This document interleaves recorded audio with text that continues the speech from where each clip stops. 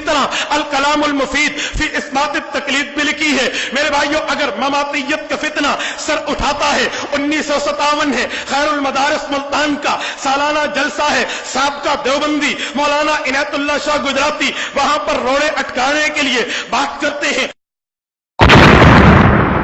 تو علماء دیوبند نے وقتی طور پہ المحنت دکھا کے فتنے کو خاموش کرانا چاہا، لیکن فتنہ ہوتا ہے، خاموش نہ ہوا، اٹھنے لگا، پورے پاکستان میں پھیل گیا۔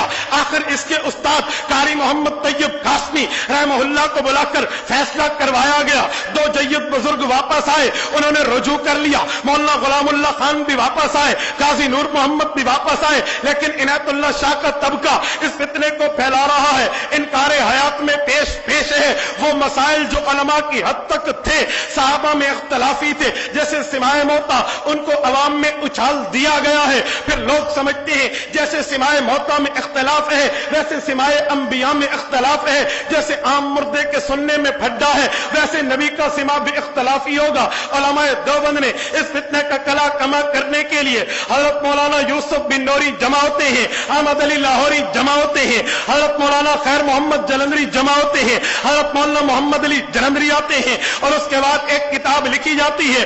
آپ تسکین الصدور اٹھائیے، صفحہ 36 کو کھول کے دیکھیے، قائد ملت اسلامیہ حضرت مولانا مفتی محمود رحمت اللہ تعالی علیہ لکھتے نظر آتے ہیں کہ جمعیت علماء اسلام مغربی کا فیصلہ تھا، ہم نے ایک کتاب لکھوائی ہے، تسکین الصدور لکھی ہے، تسکین الصدور لکھ کے اس فتنے کا کلا کما کیا۔ تو اس فتنے کے کلا کما کرنے والی کتاب کے اوپر تصدیق میں نہیں، آپ اٹھا کے دیکھ لیجئے، میں نہیں کہتا، مفتی محمود رحمہ اللہ کے جلالین کے استاد حضرت مولانا فخر الدین امروہی رحمہ اللہ تصدیق کرتے نظر آتے ہیں، عنایت اللہ شاہ گجراتی کے استاد مفتی مہدی حسن شاہجہان پوری تصدیق کرتے نظر آتے ہیں، محدث جلیل علامہ یوسف بن نوری تصدیق کرتے نظر آتے ہیں۔ 40 سال تک علماء دیوبند کے دارالعلوم پہ معتمم رہنے والی شخصیت قاری محمد طیب قاسمی نظر آتے ہیں۔ معتمم دارالعلوم دیوبند حضرت مولانا حبیب الرحمان اعظمی دستخط کرتے نظر آتے ہیں۔ مفتی اعظم پاکستان